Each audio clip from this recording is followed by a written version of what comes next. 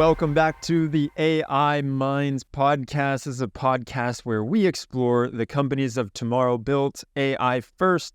I'm your host, Demetrios, and this episode is brought to you by Deepgram, the #1 text-to-speech and speech-to-text API on the internet, trusted by the world's top conversational AI leaders, startups, and enterprises like Spotify, where you probably listen to some songs, Twilio, NASA, the one that sends rockets up into space, and Citibank.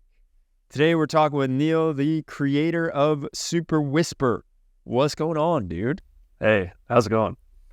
I'm so excited because your story is one that when we chatted a week ago, I thought we have to get you on the podcast. I know, just for a little background for people, you came into the startup program, you're building SuperWhisper, and we're going to get into what exactly it is. I just would love to start a little bit with some of your learnings over the years because you have such a rich history. And so tell us about what you've been up to for the past couple years. Yeah, I started out actually in the affiliate space building software, and recently built out a side project called SuperWhisper to do really, really high quality voice to text on Mac and iOS. And I really just built it for myself, right? Like, I really wanted a high quality experience. I'm a huge user of it, voice to text on my phone.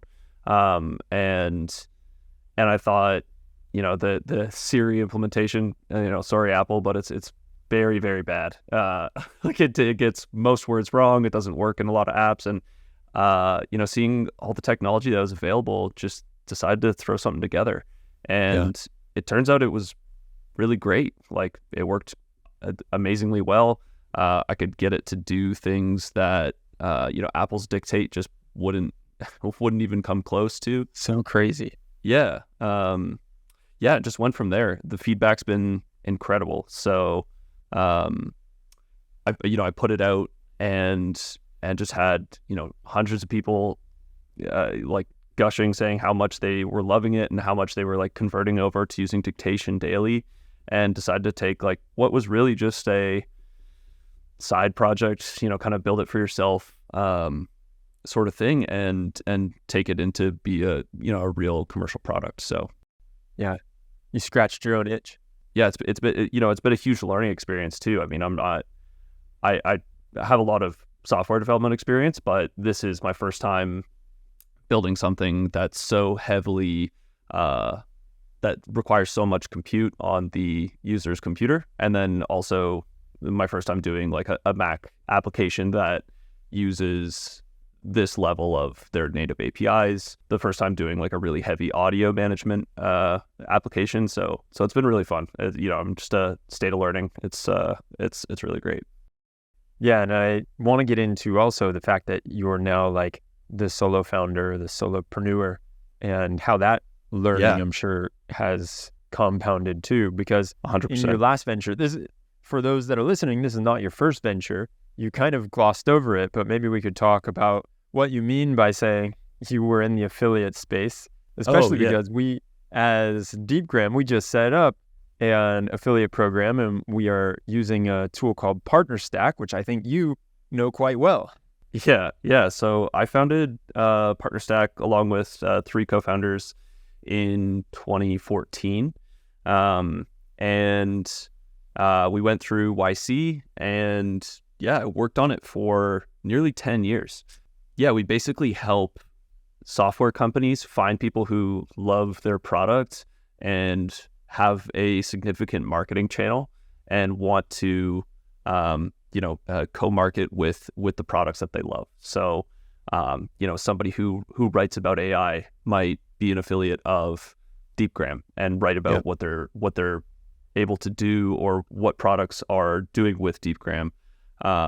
Or they might have a advertising engine or something along those lines. Maybe a software review site. Maybe they make YouTube videos. The possibilities are kind of endless. And we basically help track what sales they're driving and then pay them out their commission. So, it's a very different business than what I'm doing now, but it is a very exciting one. I mean, the level of partnerships and the depth they go to is quite amazing, and the whole landscape of it's quite fascinating.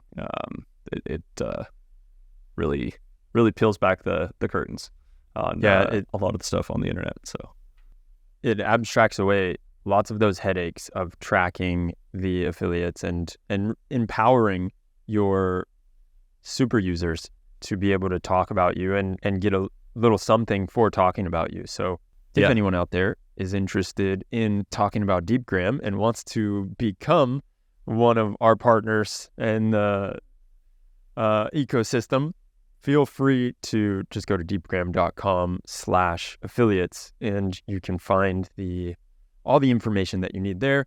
But now, Neil, getting back into the inspiration for SuperWhisper and how you've learned over these last X amount of months building, there's something that you said that I want to dig into, which is you're pushing a lot of the compute out to the user. And so presumably that is because most of the application or most of the use cases are happening on the phone. So let's start with just like, what is SuperWhisper? What are some of the use cases that you're seeing people using SuperWhisper for? And then maybe you can go into like some of those complex details of pushing out the compute to like the edge devices. Yeah, for sure. So the alongside the cloud models that I have, available for use in SuperWhisper, it's one of the few use cases I've seen of local AI models is voice to text, and I think there's advantages and disadvantages to each. And if you're on a lower power device, an older device, cloud models such as Deepgram are probably going to be your best bet in terms of getting a fast response. But if privacy is really important to you or your connection's not good, local models are quite a like promising solution. I mean, you can run quite large models these days on consumer hardware, and they'll give you quite good results. And it's completely private. It'll run totally offline, and of course it does take up some significant system resources. So there's management along with that, and making sure that it doesn't overload your Mac. So that's actually where SuperWhisper started out. Like, it was completely offline models, offline first, and have been integrating more and more cloud models as time has gone on. It's quite interesting. I mean, especially when you look at cases of users who, perhaps they're handling really sensitive information, health related, legal, government, just really private information. Obviously, if you type that into your keyboard, it's offline. If you speak it into your microphone, why not have it offline as well? So yeah, that's what I mean. It's been challenging to manage that, and I think one of the most difficult things has been building software around the experience of using and installing and using offline models. Is something, there's not really a playbook for that, right? Like, this is kind of a fairly new phenomena that you've been able to, that these things have existed, that you could run them yourself, and that something like that would go on a piece of like consumer software. So that's been on top of the technical challenge of actually building software for it. I think the user experience and the UI surrounding those models and explaining it to the user has been an interesting design challenge and something I'm still battling with. Yeah. Presumably you're trying not to brick out the consumer's computer or phone, and that can be a fun challenge because, like you said, you're forging your own path, and you may run into questions that don't really have an answer, or it's not like it's clearly laid out. You probably have to go and troubleshoot and go deep into different communities or Reddit forums or whatever it may be to figure out, has anyone else encountered this problem? And you probably are finding a lot of obscure GitHub repos that are like, oh, this is to fix that one little problem, and so that you don't break out the computers. And so let's just get the breakdown. What does SuperWhisper do? So SuperWhisper takes your voice, your recording, and it takes the form of a spotlight bar, kind of like Raycast or the spotlight bar that's built into macOS or Alfred, if you're familiar with any of those. And it'll take your voice and record it. You open it up with a keyboard shortcut, say what you're trying to say, and it'll take that and translate it into text perfectly. If you want to take that a step further and transform that text into an email or to notes, or even I've used it for code. People have used it for all sorts of things. It can actually translate using AI models. So you can run that text, your voice to text result, through an AI model immediately after that, and you configure it to do that automatically.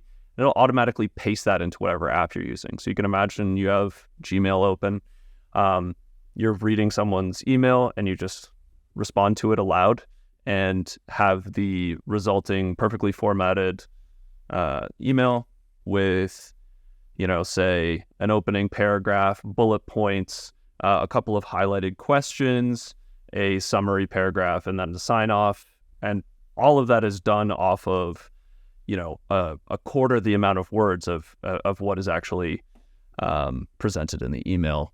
You can configure this to whatever style you like. I have modes where it's extremely informal, kind of how I would write instant messages to friends or family.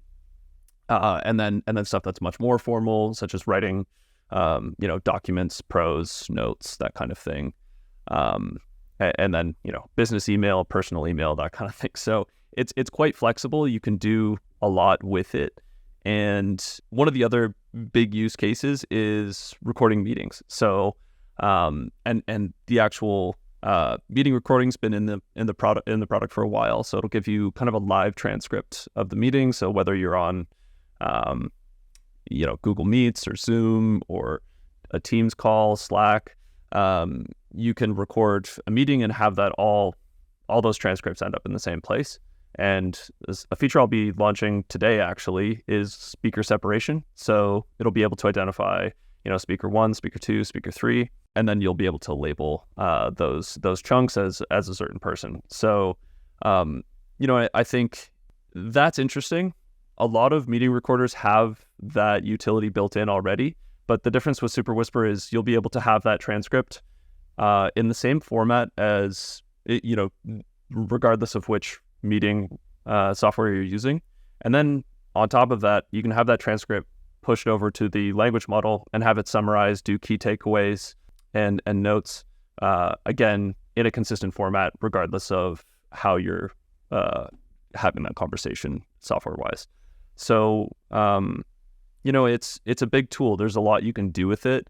And I think it's really exciting finding the ways that people are, my philosophy to building it is give people like the control over the tool. I'm not building like a very specific meeting mode. I show you how to configure it for meetings. So give people the power to do those things, give them the power to configure the underlying tools and provide guides on how to do that. And I've been surprised with all the different ways that people have found of using the tool to be productive in their daily lives. So it's almost like a design choice is flexibility over that opinionated type of view. Exactly. Yeah. I think there's ways to always kind of bring that flexibility and the complexity that comes with it down for people as they're onboarding. But I think one of the core things I believe with the app is that the way that you write across all of the software you use in your daily life is more similar than it is different. And you kind of want to take that with you And the way that individuals write is so different as well, right? The way that you write your messages, it's almost like a fingerprint, right? You can say like, oh, that, I don't even need to see who's writing it. I could like, oh, that was Demetrios, right? Like you have a style, and I think not giving people that control is ultimately how you like build something that they're not going to stick with for a long time. Yeah. And there is one thing that I want to call out, which I loved from some of the videos that I've seen, is that you respond to an email, and when you respond, it is in like your voice, not just because you literally are speaking it, and so of course it's your voice, but when the email gets written, it's in your voice. And then you did something pretty sneaky that I thought was like, wait, what was that black magic that I just saw? And it was saying, here, if a time works, book something on my calendar. And then you just said something, you said some special words, and you said like insert calendar link or Calendly link, something like that. I can't remember exactly what it was. And it hyperlinked your Calendly link to that inside of Gmail and everything. And so I thought that was pretty fancy. Yeah. So there's lots of features like that in SuperWhisper. That one in particular is, if you're familiar with tools like Text Wrangler, it's basically just looking for keywords in your transcript and then replacing those with something that you've set up. So, I've set them up for, all my social media account links, all of like my calendar link, my email address, stuff like that. So you can very quickly, make sure that it goes in perfectly, because sometimes voice to text, it's not going to get a URL exactly perfect if you dictate it, and dictating it is kind of cumbersome. So painful. Yeah, nobody's going to be sitting there saying like, okay, linkedin.com/8569. Yeah. And, I mean, you're not going to remember it. Yeah, there's all those things. It might get a few characters wrong. One of the other things that's worth pointing out is, different than the dictation tools that people might be used to that you'd find on, Android or iOS. You don't have to dictate punctuation. SuperWhisper is going to pick it up off of the pauses and intonation in your voice. And even if you take a long pause in the middle of a sentence, it's going to take the context of that sentence and the words that it's found and decide, okay, is that two sentences or is that one? And it's going to join them or separate them accordingly. It's trained off of video and subtitles, as well as recordings of people dictating. So it really does, like, the models have an understanding of when like your intent as a speaker. So it's much less. I know a lot of people who are like, oh, I've tried dictation in the past and I just find it's too nitpicky, it's too fiddly. I can't get out what I'm wanting to say faster, and I'm having to go back and edit. And I find if I can convince those people to try it, they often come away very excited about the improvement over what they're used to. So, well, because what happens to me a lot is that I'll be looking, so I'll be speaking and dictating and then reading what is coming out. And because what comes out is incorrect, it throws off my dictation, and then I have to stop dictating and then go and manually type in and correct something or whatever it may be. And so it totally is that frustrating moment of like, oh, where was I? Or, and then start back up the dictation and go for it. So you're trying to avoid that, I'm guessing. Yeah, 100%. So there is like I said, there is a real-time mode that kind of gives you sort of a transcript of what's being said.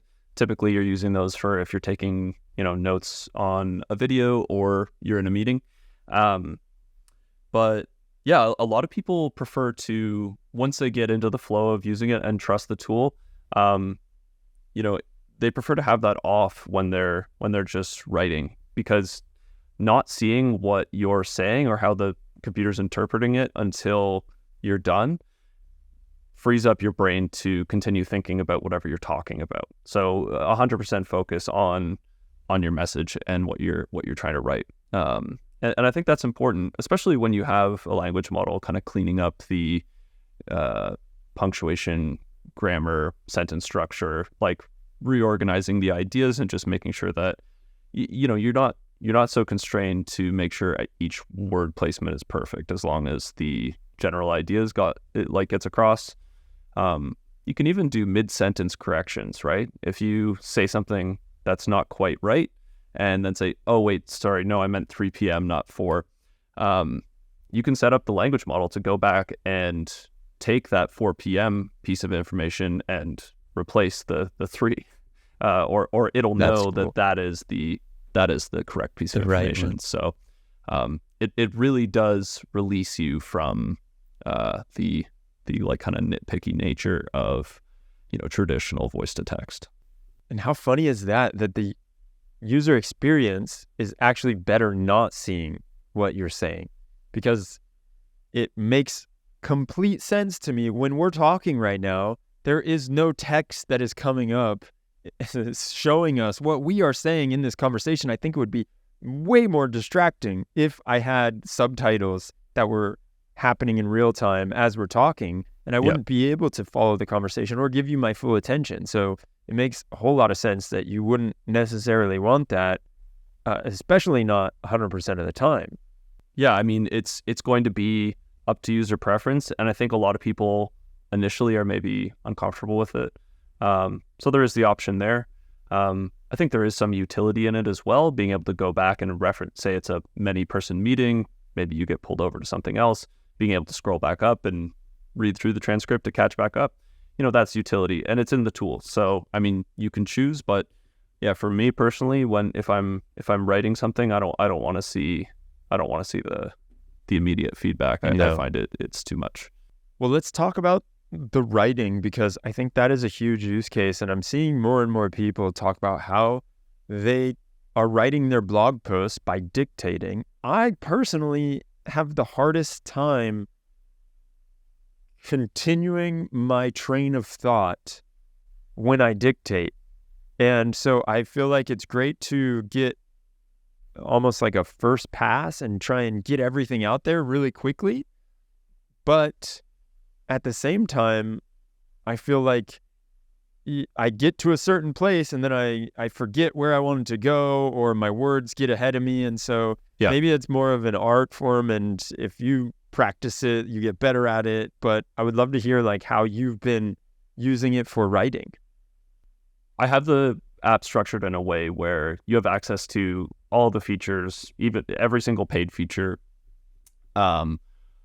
for 15 minutes of recordings, and then it bumps you back to like the freemium or the free tier, which is still a pretty good tool. There's tons of people who just use the free tier option and continue on with it, and it's great.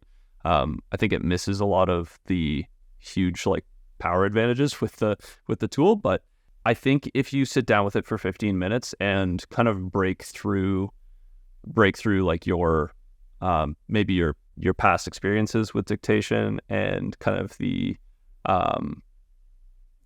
the first passes and build that trust with it too, that it's going to capture everything. I think that's great. And like a lot of people, they'll convert at that point. They'll kind of, typing will start to feel slow, and they'll want to be dictating everything.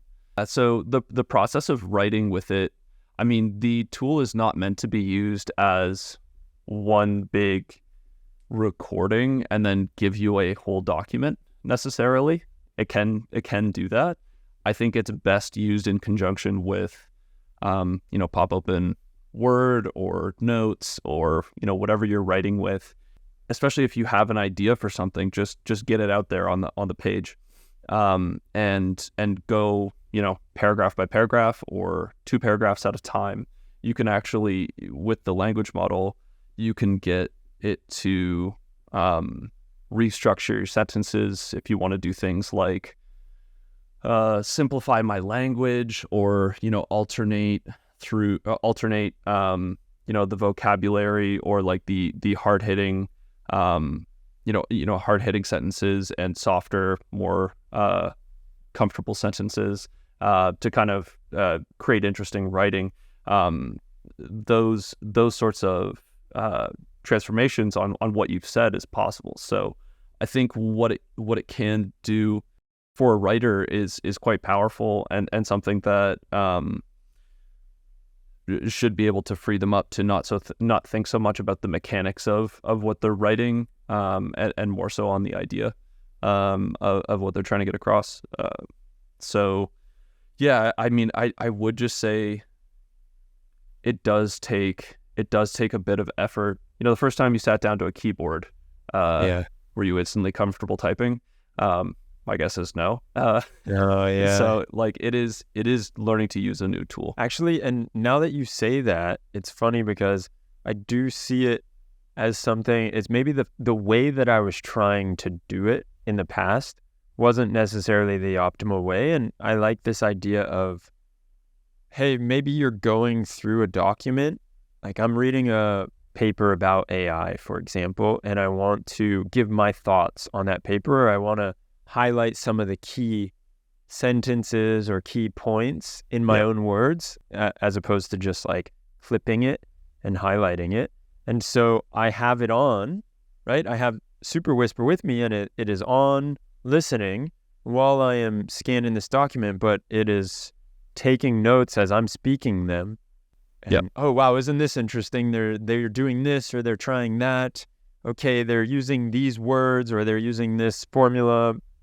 Definitely not going to try and speak a formula into transcription yet. I don't think that's going to be there at this point in time. I don't even know a lot of the different Greek letters that they use. I could get lost. I could get very lost.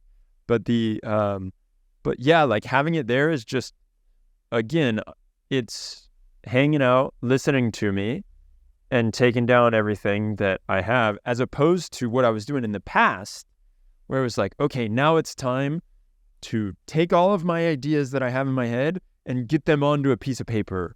Right. And so I have to have them formulated, and I have to know exactly how I want them to come out, and the structure and the organization. It's a different way of using it, and a different way of thinking about how it can be used. Yeah, 100%. I think, again, that flexibility exists to fill the gap. Like, I want people to understand what the utilities are under the hood, and to apply them to their daily lives in ways that they find useful. I don't want to be, I want to show some examples, but not be prescriptive, and allow them to, because the workflow for a lawyer and a student taking notes are very different, and the way that even between two lawyers, the way that they want to interact with voice, probably pretty different.